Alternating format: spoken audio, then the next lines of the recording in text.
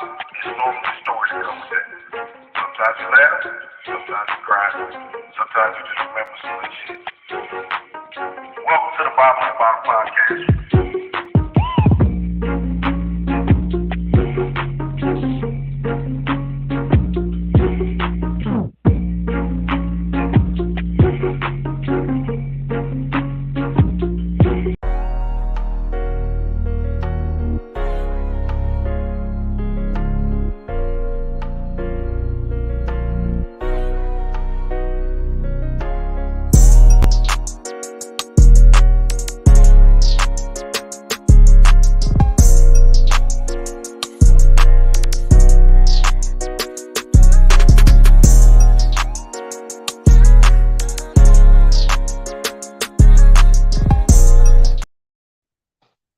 What's going on, good people, man? Look, I am blessed to see you guys again. I'm Jay Walking the third. That's my brother, Carolina Dirt 803. You've been holding it down. What's happening with you, player? You know what I'll say. It ain't shit. It ain't shit. Okay. Like I said, I kind of been in and out the net, man. I appreciate what my brother's been doing. If I ain't tell you specifically, you've been holding it down. You've been having some very good content on your own.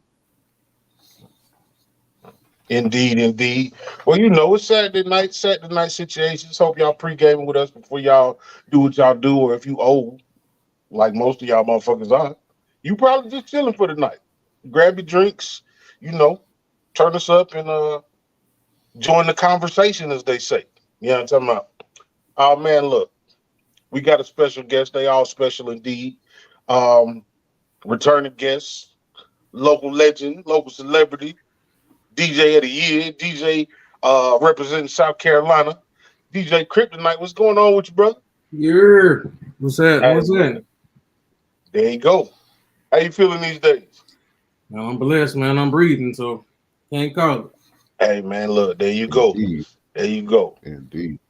So, you know, for the people in the chat, man, we loosey-goosey on this one, man. Y'all get in here. Y'all got something y'all want to talk about. Just kind of let us know, man. Other than that, we just going to drink and kick the bobo, as they used to say. That's what it is. Indeed. All right, man. So we might as well go ahead and do what y'all used to us doing. We're going to do this first call here with Crip. Crip, you got an unlimited budget. You got 30 days, man. 3 places on the globe you want to try to hit. Ooh. Africa, of course. I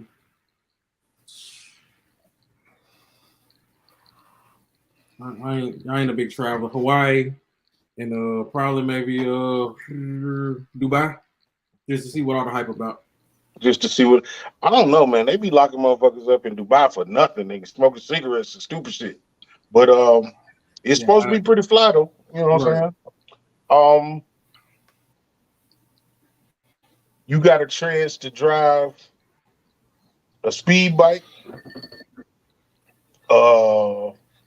super sports and Gran Turismo shit, or Indy 500 car. Which one you trying to do? Probably Gran Turismo type shit. That's more of the safer route. Y'all know I'm a safe driver, so you try to keep his insurance down. You know what I'm talking about? Already knew. All right. Favorite subject in school?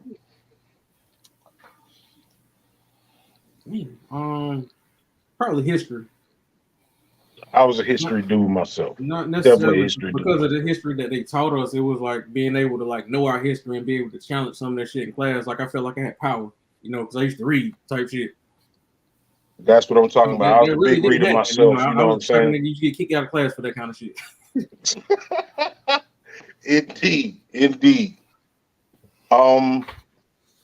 You got a chance to go into outer space or the deepest depths of the ocean, man. Which one you trying to do?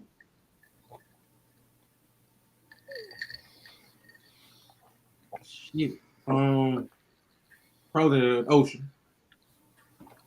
I'm with that too, because that's a whole nother. We don't even know what's in that motherfucker. You in space, you in the air, you ain't got no control over nothing other than who driving. So okay, I'm with you on that.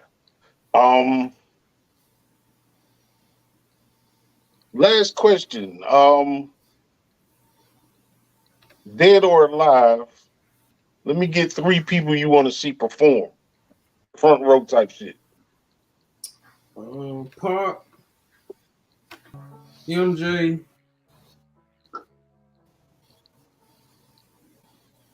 Warren Hill. It's a pretty decent show. I'm gonna throw T-Pain in there just cause I be fucking with T-Pain, whether motherfuckers is or ain't. But that's my five. All right. Man, we go. What? You're a stock person. Give me 3 stocks you want to invest in. You want to invest in. Not saying you're already doing it, but you want to invest in. Oh shit. Apple, Microsoft, probably Tractor and Supply. Tractor Supply. Yeah. You know that's a dope one because I'd be in there too. I'll be in there. They got good prices, so they always gonna be open. If anybody fuck with Tractor Supply, y'all know they got good prices. Right. We'll stay in there. What stock do you wish you would invested in? Let's say 5 years ago. Easy, Apple. Like I had a chance to do Apple like maybe 10 years ago. It was like I don't know what was going on, but it was low. And like within like 3 or 4 years, that's like kind of when everything just blew up. And I was like, wow, if I just put 1,000 in that, I'd be a different man. I'll say that. Understand?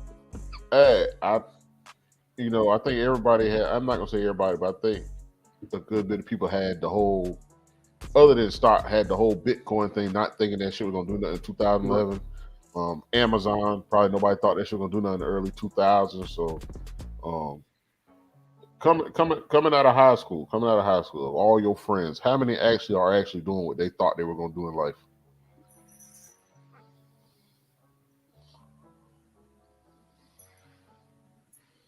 None. Ain't life funny? It ain't life funny. I got friends I graduated from college from that ain't doing shit that they went to college for. So it's like, shit. That's most people across the board. Right. Yeah, that is. Scary movie.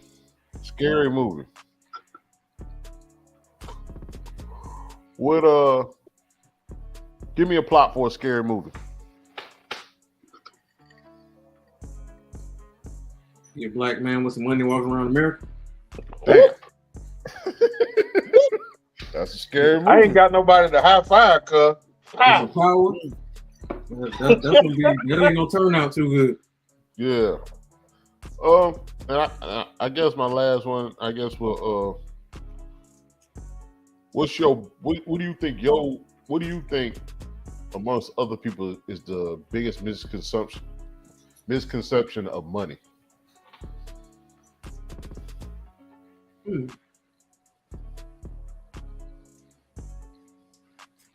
Probably that it make you happy.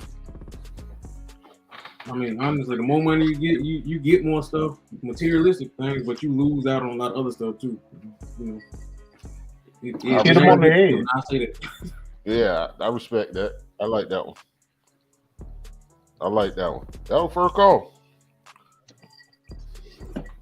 That was first call, gentlemen.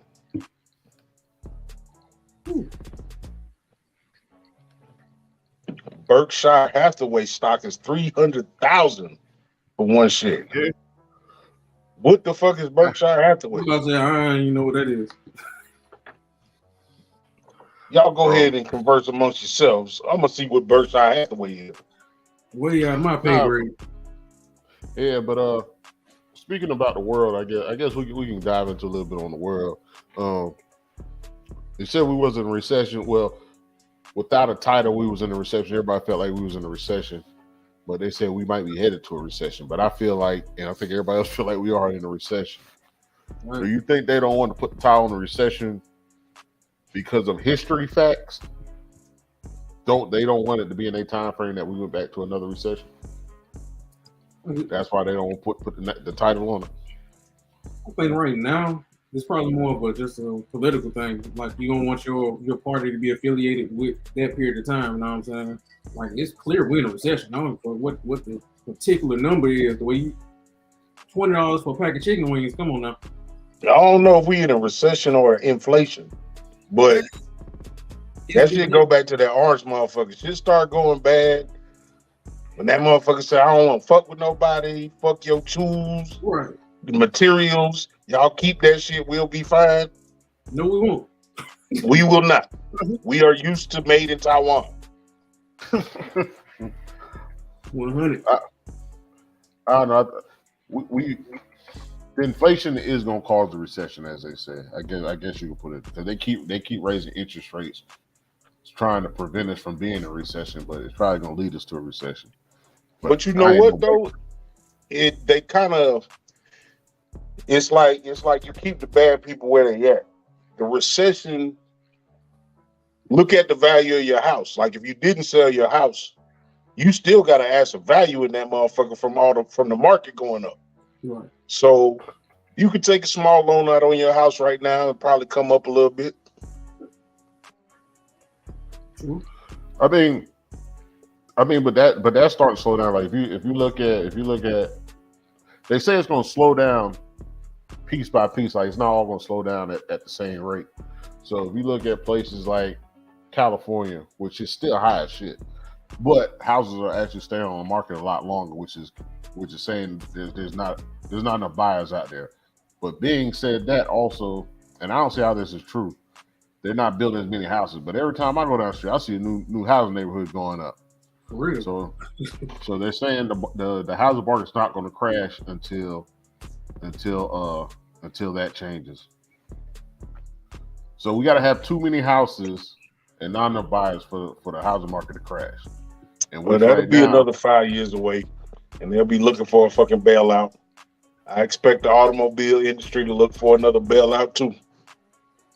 Well, although I see a lot of motherfuckers in new cars, dude. They be talking about they ain't got no money. Every day. Well, I don't know how true this is. You got to think. So last year wasn't no computer chips. So he built all these cars with no computer chips. So you went through almost a whole year of cars that are made, but they're not finished because of computer chip. What do you think they did all them cars? They weren't just gonna scrap them. They got to put deals out there. Oh, absolutely. Like, I mean, but they not negotiating too much, because you said you was looking for a truck. Are they budging on them motherfuckers? No, I've been looking. I ain't talked to nobody yet because I walked the fuck out. Brandon. I walk the fuck out. Like everybody got their strategy when going to buy a car. I ain't got no strategy. I just leave. That's my strategy. I just leave. Ain't no way you gonna make me pay for something I don't want. Now, understanding money and credit, I will understand if I pay this shit for 12 months, I can refinance for a lower rate. But understand that lower rate still got to equal out to something I can pay for a year, and then after that, still pay it. Indeed. Somebody said they selling cars with no spare tires. They've been doing that for years. They don't want you to do shit because you almost void your warranty lifting the hood on any car made after 2016. You do, but what else helps, and Kryptonite probably can back this up. If you go to the dealership, you'll keep more value to your car. It's expensive to keep your car, the service at the dealership. But from what I hear, it'll hold more value because they're doing all the work. Absolutely. Only if you plan on probably trading back into that dealership, or you got every receipt, every documentation, which most people don't. I got mine through the dealership. My car, everything that's been done to it has been from the dealership to somebody hit me because it was their fault. Shit, I took that bitch back to the dealership to get fixed. Indeed. I'm gonna run it back like that. So go ahead. No, you got it. No, I was just gonna ask. He said my bank account is at 200K and the K is silent. I don't know what that means. that was the mailman. That was a good one. I was just gonna ask, man, did Dion do enough with Jackson State?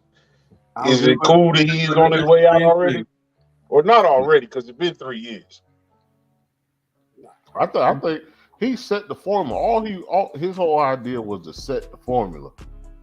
That's what he was trying to do from the beginning. He just set the formula, and he leaving it to them to finish it out. You can't expect that man to keep getting paid pennies, and his staff make pennies, and somebody And offer him then more money. how much money he coming out of pocket? Right. Yeah. You got these people that coach NFL games coming in to coach at Jackson State. So, that's a big probably 6-digit difference in pay. Right.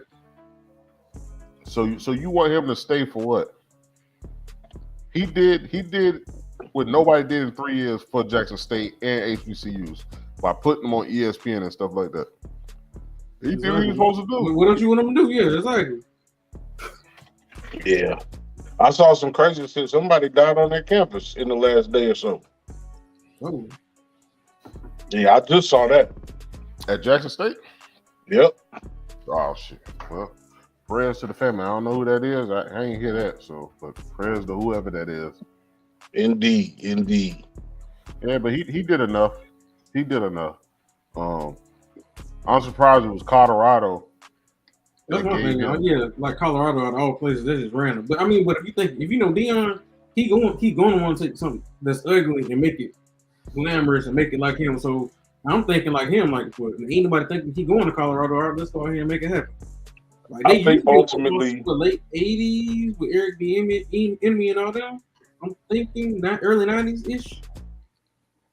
But then after that, he just fell off. But hey, it's Dion. But do the players leave? That's the question. I think he gonna goddamn build him a team. I think he gonna take half of the motherfucker with him. That's what I'm saying. Now does that hurt? Does that hurt HBCU more than him leaving by him taking the players back out of the HBCU? I feel like we in the highest media time ever. I don't care if you sign an internet deal to stream on fucking TikTok or Hulu or whatever, you can put your team on TV. And by putting your team on TV, you up the chances. You know what I'm saying? The competition, I don't know how to make the competition level without somebody infusing hundreds of $1 million across the board. But now, so you telling me alumni, there's not enough, because HBCUs put a lot of people in the NFL. And in entertainment. So is it on them not giving back to the school as much as some of these white alumni at bigger schools? I think it's like, who's responsible? At the end of the day, I mean, them and the community at the same time. Because I mean, like, it's just funny. Everybody got something to say about what he's doing, but like, did you go into any Benedict games and shit? You go any state games and shit? Did you buy any merch? Anything just to support them? So you can't get mad because he's leaving for a better opportunity to make more money. Right. Every day. Well, that's what I'm saying. You got millionaires that's alumni to SC State or Jackson State. Now, how much have they contributed to help the programs? Do you understand where your money goes when you get back to the school? Well, you got to look at who your boosters are from Atlanta. How much of not Atlanta, I mean Alabama. How much of that slave money has propelled that team to what it is? You know what I'm saying? Like, you got black businessmen, entertainers, athletes, and people with money, right? But it's probably every bit of 10,000 boosters for Alabama, and of the 10,000, 1,000 of them motherfuckers is multi-millionaires.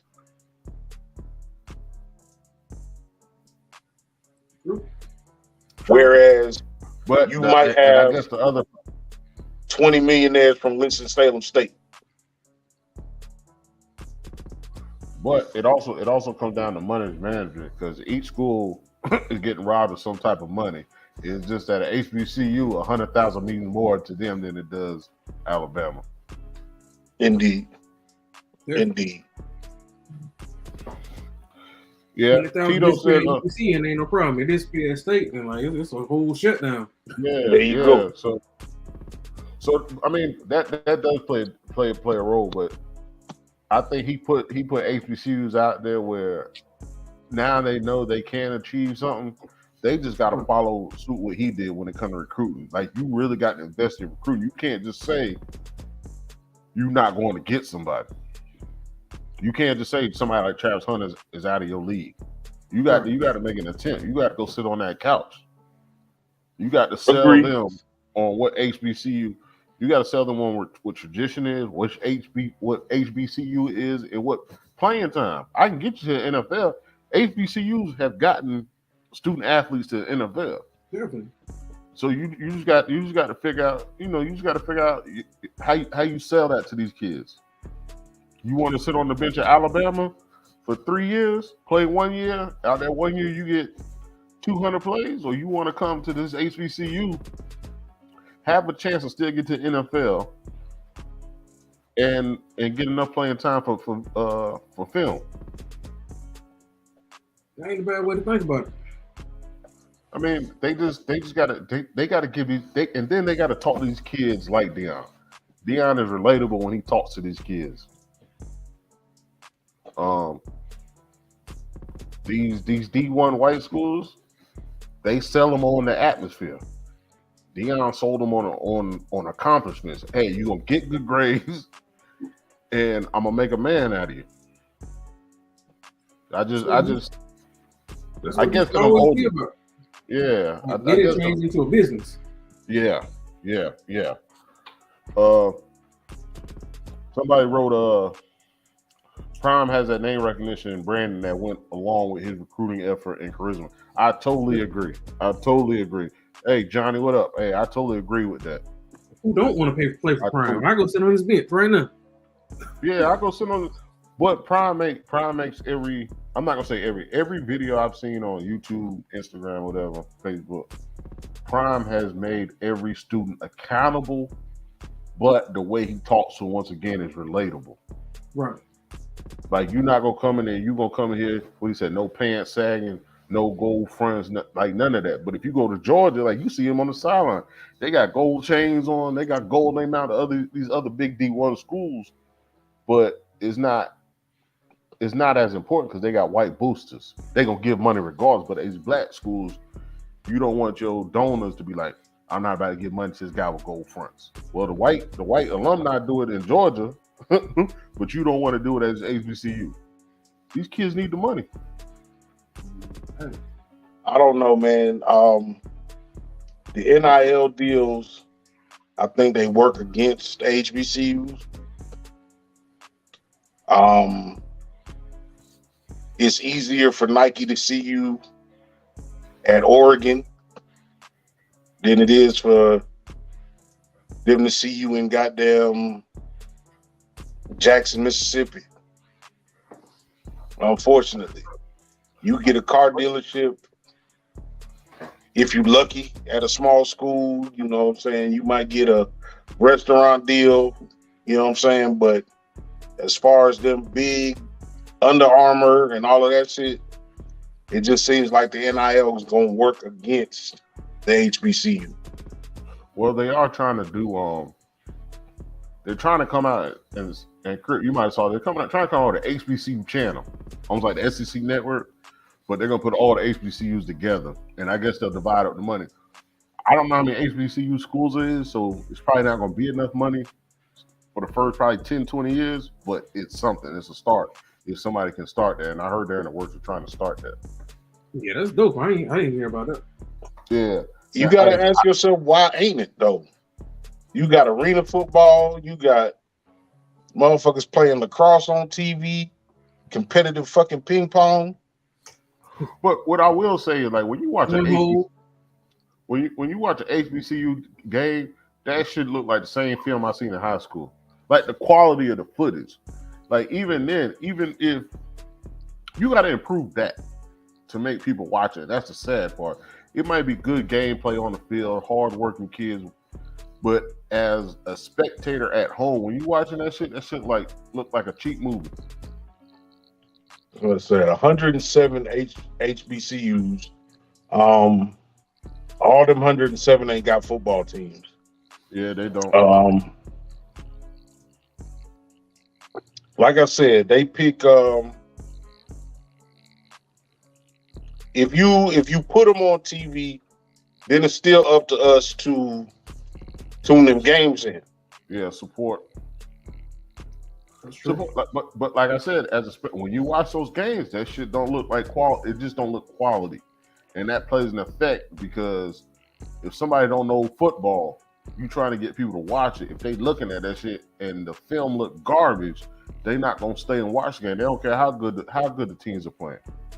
Absolutely, so I agree. You gotta level out the playing field and make that shit look just like Alabama versus LSU. You gotta make the quality of it for the people sitting at home look just as good. Yeah, so it depends. Like I said, I had a Facebook post like 3-4 months ago. ESPN had a game on and it looked terrible. Terrible. It was terrible. The sound was terrible. And I'm like, y'all should just take it off the air at this point. I'm like, you hurting them more than you helping them. Right. I think it was the Jackson State Bethune game. I don't know, but it was bad. It might, but also like, and I don't know how many of y'all been in an HBCU football game. HBCU football game kind of is like, once again, I hate to say it, compared to a high school game. They got spectators in the end zone. They got people just walking around. So there's a play going on. It was Jackson, I think, in Alcorn. He called the touchdown in the back of the end zone. There's people just standing around the end zone. Like, if you go to Ohio State, Michigan game, you don't see that. So they also in a stadium in a full bowl. Yeah, but I understand. But when you watching it, everything has to match. So if the commentators say, "I don't know why these people in the end zone," it makes somebody that don't watch football like, "Why are the people in the end zone?" Like you gotta carry that shit across the board. Now, what I would say also, what they should do is like, and I think South Carolina should do it. Like this bowl game they got coming up. I know they won't. Like they should bring South Carolina State band in. Like you should cross that also as far as halftime, because HBCU bands are just, at some schools, are more recognized in sports. Absolutely. So also put them on the platform to bring in more support, because you might have somebody, once again, who don't watch football, but at halftime they're like, "Damn, that band getting off," and then they start researching where that band at. That's what I'm saying. They should. I think you take the whole package. Like what you get out of HBCU is the tailgate atmosphere. Of course, the athletics, because there's still great athletes going to these schools. And like you said, the band. I think if they find a way to present those three things in a polished way, because ain't nothing like going to that's like pulling up to a family reunion that ain't yours. You still gonna eat. You still gonna eat. You still gonna eat. And that's the other thing. And Sam, you probably can. How do you feel since you in a fraternity? How do you feel about fraternities at HBCU compared to a fraternity at USC or UNC? Is there a difference? No, every chapter different. It's all about the chapter. It don't matter what school or where it's about that chapter and that chapter's prestige. You can have a prestigious chapter at a PWI or HBCU. It really don't matter. Well, all right. The reason why I say that, because I just feel like HBCUs puts more notice on fraternities and sororities than the top D1 schools. Like they embrace it more at the school because the sports aren't on TV. Embrace it more. They'll definitely embrace it more. Yeah, that's 100%. Yeah, that's where I was going at. Yeah, you 100% right there. It's like the opening scene of Stomp the Yard, because it's enough stories it's enough history and enough information that if it is broadcast the right way, Yeah. you know what I'm saying, that you can get a good polished product worthy of watching. All right. If you sum it up for everything I'm saying, then yeah, that's basically what I'm saying. Yeah, They do need to polish it up. They need to polish it up drastically. Once again, Deion's leaving. They send the same cameras that they send to the regular games on Saturday to the HBCU games. Like it's like they send them the old cameras from like 5 years ago type shit. Oh, Howard Cosell ABC News camera, the crank camera. But that's what I'm saying. Now, like, that's the difference in Deion, because Deion would demand you bring me the same camera. Right? The HBCUs got to come together to say, all right, y'all need to send Tennessee State them same cameras. Y'all need to send SC State them same cameras. Winston-Salem State them same cameras. Like, they got to come together and demand that. And I think that's what Deion was trying to do. Deion was trying to make that shit even across the board. And he was demanding that shit, but he had a name where they listened. And then you use sports to also fill out the school. So if you do that and you get the better cameras, then your media department, your media degrees, media arts and shit, they get a better rating. You know what I'm saying? I totally agree. And it puts a spotlight on the school where, you know, people tourism. If I'm in Alabama or whatever, and I'm riding around and somebody say, hey, you know, Jackson State 20 minutes down the road, you start getting that tourism too. Absolutely. You know what I'm saying? Like, so let's put a pin in this real quick, because that was a good point. Revenge of the Nerds had fraternities, cuz. And if you a certain age, you remember Revenge of the Nerds. All those movies was about a bunch of date rape, cuz these little white kids was playing in them movies and catch and go get it in the dark, cuz, and they was raping women, cuz. Right. Yeah. Ain't nobody canceled them yet. Nobody canceled them motherfuckers yet. Man, once again, and I'll refresh it to something new. It's Superbad. They in high school, and the whole movie is them trying to get some pussy. Well, I was in high school, and the whole time I was in high school, I was trying to get some pussy too. But okay, Project X, they was getting. I wasn't taking none, but I was trying to get some. That's understandable. But it was publicized different, should I say? Absolutely. You know what I'm saying? We definitely get held to a different standard than everybody else. Our bad is worse than everybody else's bad. You know what I'm saying? Our best ain't, you know what I'm saying? It don't get the proper shine all the time. That's what's up. Hey, Johnny, that's a strong point right there. That's a strong point. I like that. So he says Prime demanding respect and equality. The NCAA is afraid of Prime. That's why they're trying to get him to go to a Power 5. They want to stop the movement of HBCUs. I totally agree. Because they've been trying to get him to go to a Power 5 shit before Jackson State. Digital high five on that one. Hell yeah. But then you got to look at these other guys.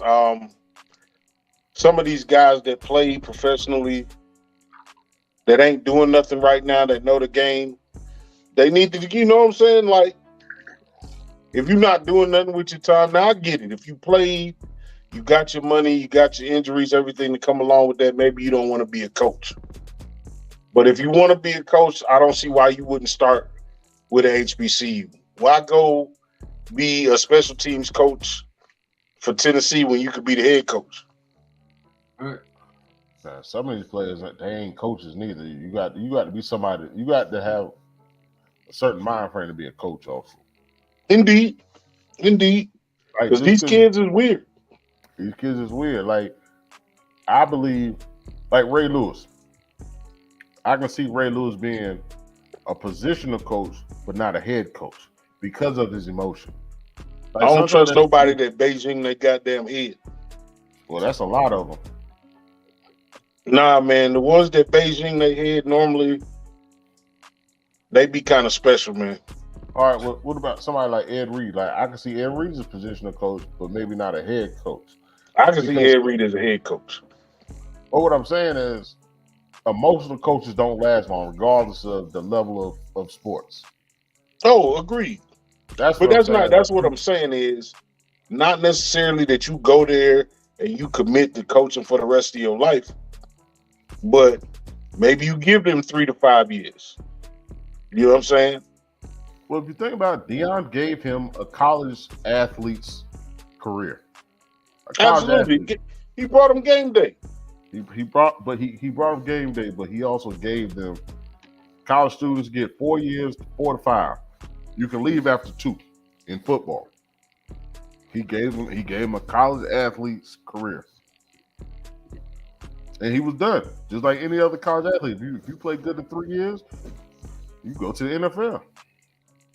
He did what he did and transfer schools. For sure. So I wanted to hit on this because Kryp, you got it coming up in a couple of weeks. What you got on your plate? Because that breakfast, I posted that breakfast that you be doing, and that should be bad. I had like 100 views in like 2 days. I know some people that ain't a lot, but for me that's a lot. So explain the atmosphere and everything else. For the event? Yeah, for Esther's when you be doing the brunch. Oh, definitely. Esther's Sweet 8 at Esther's. We do it we were doing it every third Saturday, but it keep growing and growing. So I think in January it'll be going on every Saturday, starting in January. It's just a place to unwind. You know what I'm saying? When you think brunch nowadays, you think like standing on couches and swag surfing and all this meat meal and all this stuff. But I want to do something else a little bit different. Grown people want to brunch too. They got kids. Bring them. Come on. You know what I'm saying? We're gonna play, family music, friendly music, all the cookout jams and good food as you saw. And it's like usually like $17, $18 and all you can drink mimosas. You really can't beat it, man. Every Saturday, 11 to 3. Where's that? A Sweet 8 at Esther's in Sand Hills. All right.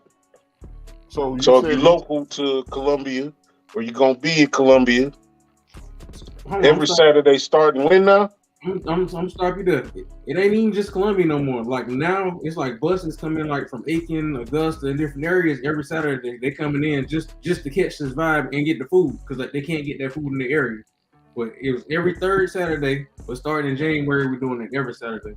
I might not be there every Saturday, but I'll be there most of them. But it's every Saturday. I'm starting in January. So, like you said you wanted to bring something different, and the way the brunch has been going, you want to bring something different. And I feel like that's kind of how you do your mixes too.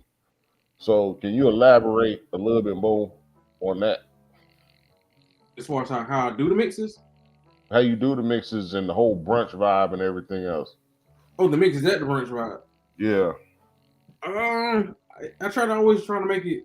People know me from the radio, so I try to bring the radio into a live setting. So I'm still mixing live. I'm just trying to figure out how can I take a beat that this 15-year-old can identify with, and I might put it over a Jagged Edge song or something. I might put it over, a Marvin Gaye song, whatever it may be. But I just try to keep it up to date and just keep it, family friendly. But make sure everybody there having a good time. You already know what I want to mix. I hit you up the other day. Charlie Wilson, the yams. I need them yams. Can I get to the yams? Sweet yams. I'll figure out a way to blend that in this week. I'll get it in there. Yeah, man. You got to get that. The crazy thing is, like, do anybody remember like the origin of the yams though? I do. Like everybody, like most people, like, what you talking about? I'm like, no, this said at the beginning, and y'all was like, it made me feel old for a minute, but I'm like, I ain't old, but I just watched a lot of TV. Said Varnell Hill, did you miss me? Hey. Yeah, man. If you don't know where the yams thing came from at this point, Definitely. You either really, really young or you smoked probably did a lot of drugs in your memory and shit, man. But cue up your YouTube, your TV One, your All Black, wherever you can find Martin at, and you'll figure out where the yams came from. ET after 12 o'clock. There Yeah, you go. there was a clip that I was watching the other day. So you remember when Hustle Man came with the chicken when Martin was frozen on Martin? Oh man. So, huh? Oh, what's the difference? So somebody put up the scene where Martin broke character, and as many times I watched that shit, I never paid attention to Martin breaking character, but he broke character when he said he used the pork and bean juice. Bruh. Bruh. I started calling Charlie Murphy. I didn't call him Charlie Murphy. Tracy Morgan. Hey, he killed that scene. If y'all get a chance to go back and listen to Old Martin, if you just want some laughs, watch the Old Martin, and specifically that episode with Hustle Man when they were frozen and he brought the 3 chickens on a stick, and he talked about the pork and he marinated them in pork and bean juice, and he said all the Hustle Man episodes. Yeah. You know, pick up the pieces. The kazoo on the saxophone. Yeah. I'm trying to give me a deal. But while you bullshit, no, I do put I put syrup, molasses, or honey in my pork and beans when I do make them though. Whichever one I got at the time, I do put it in. I was about to say, please not all 3, cause your toe won't come off. No, not all 3. Whichever one I got at the time when I make it. Nah.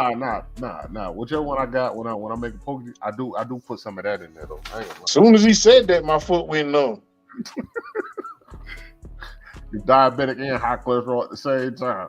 At the same time. Well, how y'all feel like? Would y'all want to see Martin brought back? And if so, no. Who would? All right. Who could bring Martin back? Like not Martin. It wouldn't be Martin, but it'd be something like that. Who could bring back like a weekly sitcom that's hilarious? Yeah, because we don't have them no more. Black entertainment doesn't have them anymore. Well, maybe DC Young Fly. Yeah, it got to come out of that 85 camp. Either him or Carlos. I don't know. DC a little is more relatable. But he more animated too. Martin wasn't always extra animated. DC be extra animated sometimes. I think it take away from his comedy.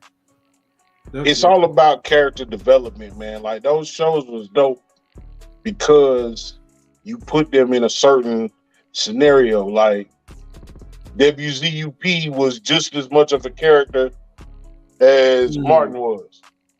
You know what I'm saying? So you got to get good writers. You got to have a good life situation to push it. I think DC kind of overact a little bit. I think once he get a little bit older and he fine-tune his acting, he'll be able to do anything. Because even in those funny shows, you got to have those serious moments.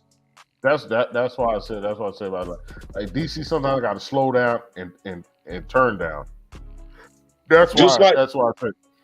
Like one of the best Martin episodes. When him and Gina broke up, that shit was real to me, cuz. I ain't like her ass anyway, but the episode was heavy. Nah, man, Gina, y'all always talking about Gina. Oh, I said that before, Mailman. I did say that one time before. I did say Bruce is million. That's a good one. Man. That's a good one to come back. I did say that, man. I said that a long time ago on an episode. But that was 30. That was 30 million to 300 million. Now you got to go 300 million to 3 billion. Yeah, but I just think there needs to be that. Like I said, the Bernie Mac show was good. Me, My Wife, and Kids was definitely good. Like for real, Me, My Wife, and Kids or the Bernie Mac show. Pick one. Yeah. Because they were both hilarious. My Wife and Kids, I think My Wife and Kids edge out Bernie Mac just a little bit. Why is that? Because I thought Tisha Campbell was better as his wife than she was at being Gina. I agree. She was good as Gina, but as her comedy timing on My Wife and Kids, I think it edged it out. It was way more fallout laughing shit. Yeah, I think her on-air chemistry was better. I think her on-air chemistry, like how she portrayed herself on the show, was better than Martin. Granted, age do make a difference, time make a difference, but I agree. I ain't gonna say fuck Gina Mailman, but I agree she fucked up that show. I don't know if it was about money or about ego or about them having a relationship, whatever it was, but she fucked up that show. All right, Crip, before we go out, give me 5 shows you do want to see brought back. Remakes? Yeah, we do remakes. Let's go 3. Ooh. Damn, dog. The Wire. Mm. Gotta get that back. I thought they do got something coming back that was similar, not The Wire, but something similar to The Wire. You know, shows always want to compare themselves to The Wire, but I thought they did have something coming. I don't know. I have to look into that if they do. Wire. Shit, the Chappelle Show. Another sketch comedy. Well, I mean, his was always different. It was just raw. It was like the first of its kind. You know what I'm saying? Like on national TV anyway. Absolutely. Shit, 3. I don't watch a whole lot of TV, so I don't know. It could be drama. It can be whatever.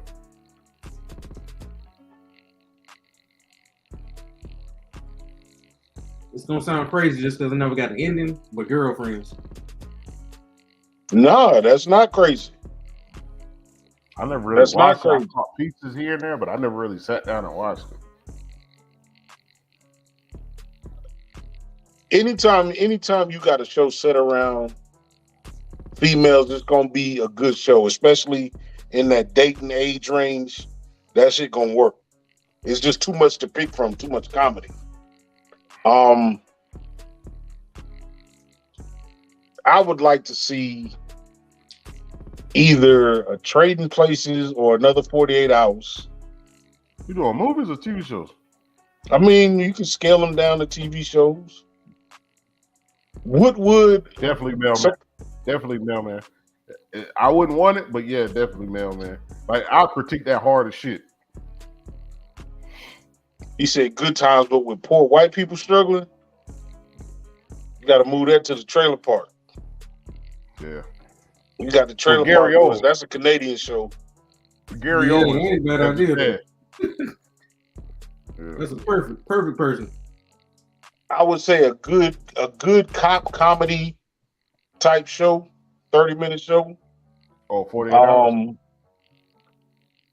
With black leads, like black detectives, dudes that's from the hoods that they patrolling, you know, not locking motherfuckers up, just taking them home to their mama type shit.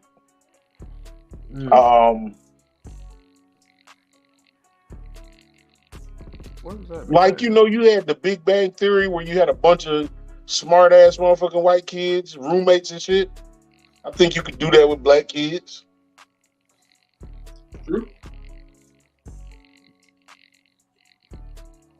You done? Or you? Yeah, I did 3.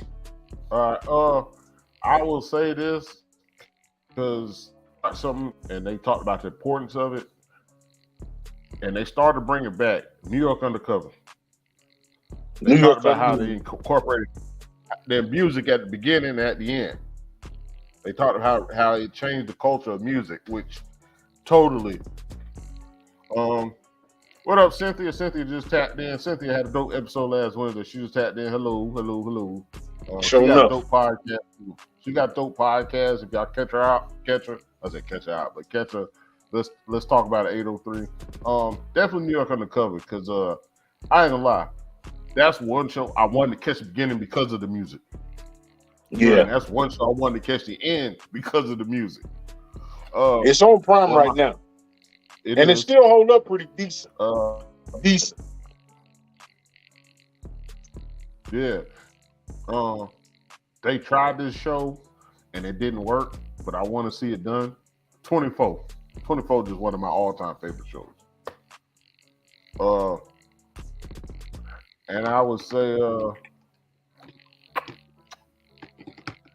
if they can do this show and put it back on Friday the right way, Family Matters. It's gonna be Like they need tough. to bring. It is, but I just think they need to bring back like if they can try to redo TGIF with like 4 shows, 30 minutes long, back to back to back. Try to bring TGIF back. We need a Find Black a- Survivor show. You know, they say black folks don't be about that shit. But I think you could put black folks on the island and shit. Fuck that, just make them swim. That ain't working for.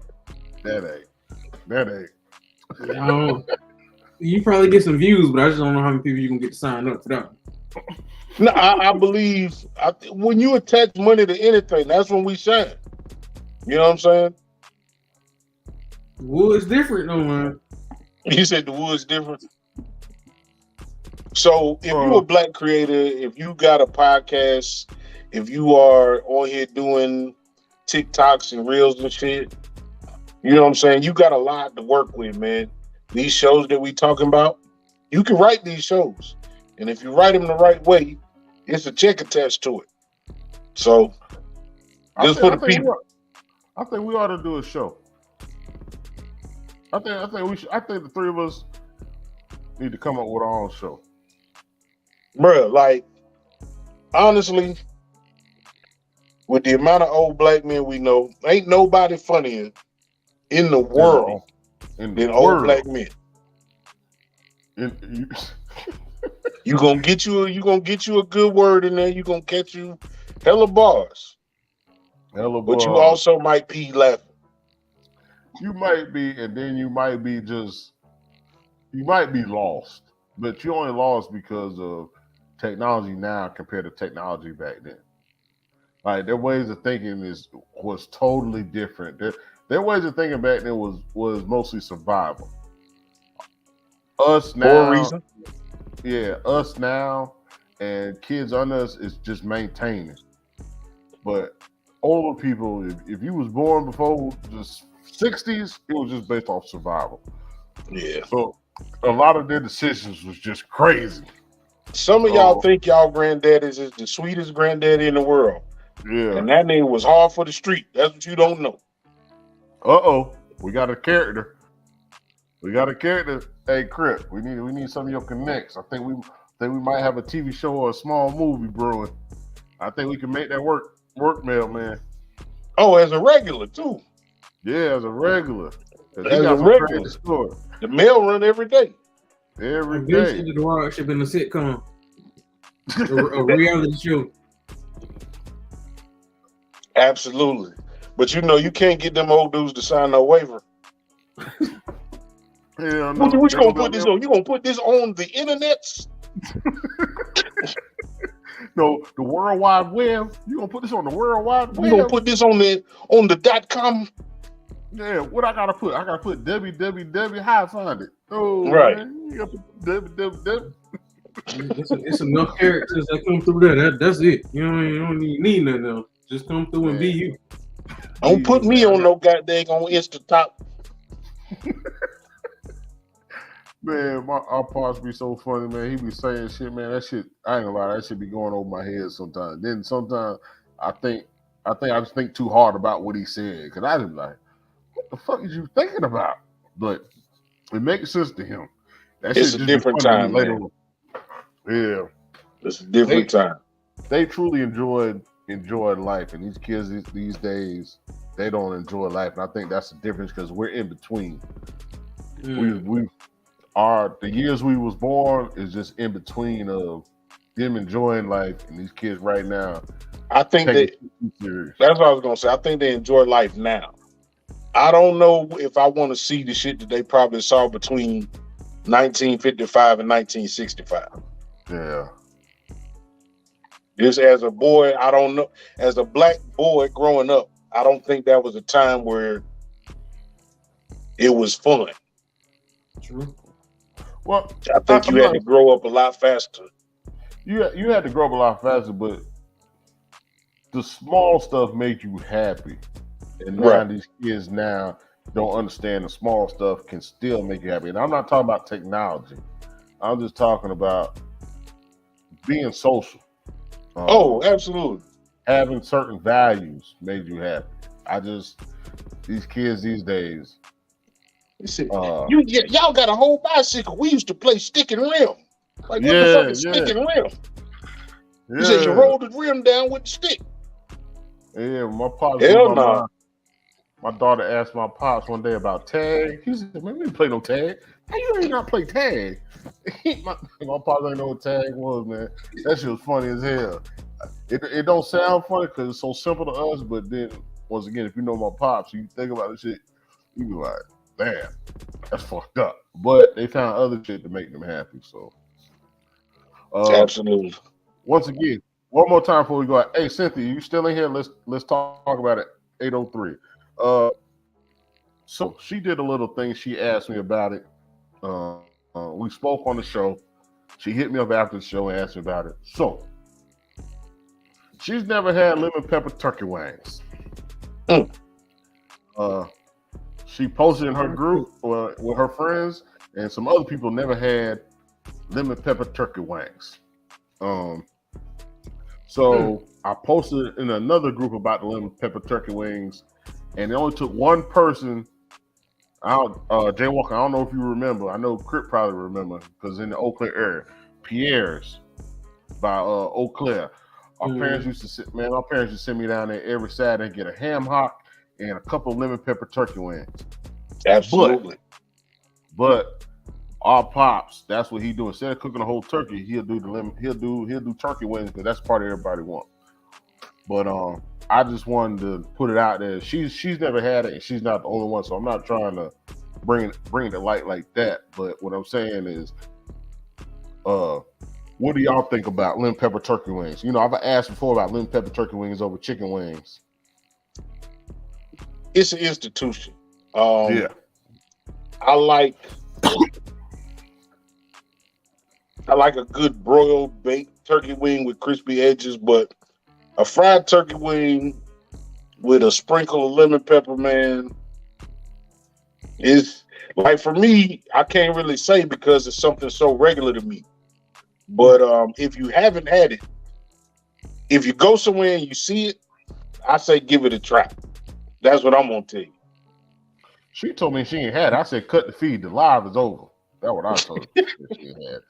Like, this shit's over. Like, you just fucked up my whole first call by saying that. But if you in Columbia, Esther's, Sand Hills, turkey wings, you good. Okay. Promise. All right. I didn't know that. I'll give you money back. You know, we in the South, man. It's a lot of, like, you got people that never had boiled peanuts. You know what I'm saying? Shit. Yeah, well, I you know, everybody's background different, so I guess everybody different, man. But you know what I'm saying? Try some of that country shit. That's what I'm gonna say. I don't want the chitlins though. You know what I'm saying? I don't feel the same way about your chitlins. I don't want your chitlins. You know what I'm saying? If you're a chitlin eater, good for you. I don't want it. I don't need to taste your mamas because I ain't never had your mamas. You think they gonna be good? I don't want your fucking chitlins. Yeah. To the fat back. But also I got something I want to say. Y'all be showing all these crab legs out here, right?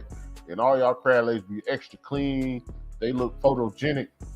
The crab legs I'm looking for is them dirty ones. If you ain't got Old Bay under your fingernail, you ain't got no seasoning on your crab legs. You ain't just supposed to boil no butt naked crab legs and think they supposed to be good.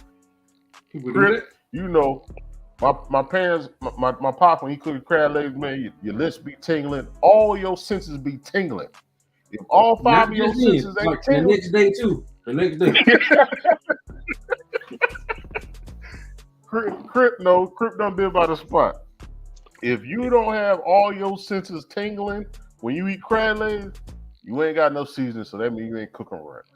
All your senses got to be tingling.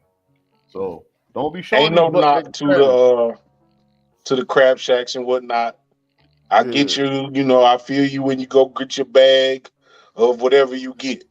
Yeah, but you need that full Charleston. You need the full Charleston experience with the long picnic table. You need the pot to be thrown over that wrapped picnic table, and You know, do it like the prehistorics do it, man. Do it like the cavemen do it. All hands, no utensils. Yeah, y'all. Get in where you fit in. Yeah, y'all be looking too pretty eating them crab legs, man. I just wanted to put it out there before we go out, and that's the last thing I'm saying. Like, y'all be looking too pretty with these crab legs. Y'all be too photogenic. Once again, if you ain't got no Old Bay under your fingernails, if all 5 of your senses ain't tingling, if you didn't take off the shirt right. that you came there with, yeah, to eat, You ain't ate right. You ain't ate right. And one more thing, when you eat your crab legs, make sure you got a cold beer. It will make a difference. Trust me, even if you don't drink beer, because I'm not a big beer drinker, but when you eat crab legs, you got the correct amount of seasoning. Make sure you have not a Bud Light, not a Budweiser. Make it a nice beer. Corona, Modelo, a Corona, a Heineken. Make sure you have a beer. And when I tell you this, make sure it's cold, a little bit of ice on it. And if you got the correct seasoning with that beer, I promise you, you're gonna be in a euphoric state. No lie, no cap. So, Kryptonite, JT, go ahead and do my bad. Well, I want to do I'll be watching these other podcasts, man, and I'll be curious, man. Let's get these people one more to go on, cuz. Give me a song for the week, man. Give me a song you want people to listen to this week. Song to listen to for the week. Wow. Them yams. Just because it make you think international player. Okay. What you got, Carolina?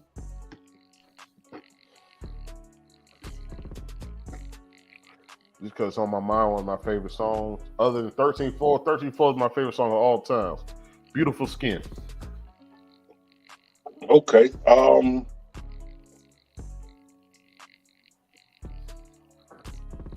The Makings of You, Curtis Mayfield. There's a live version or the recorded version.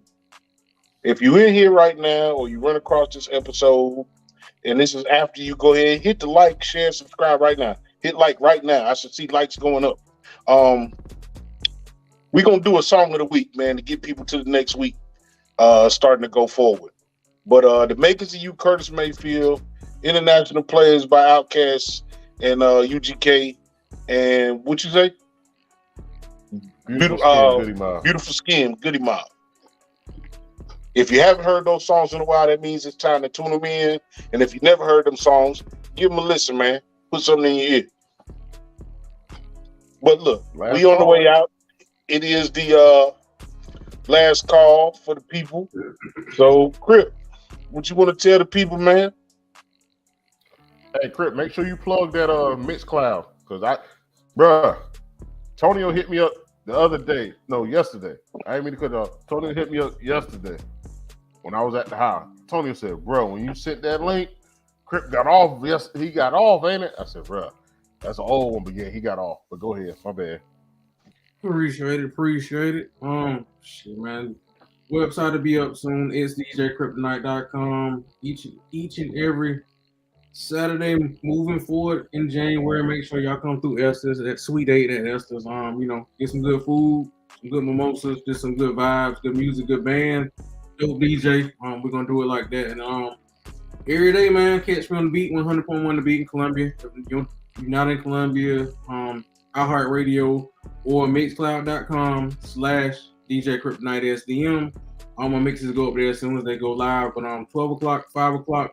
We number one in the city, baby. Number one mix in the city at 12 and 5. Number one station all day.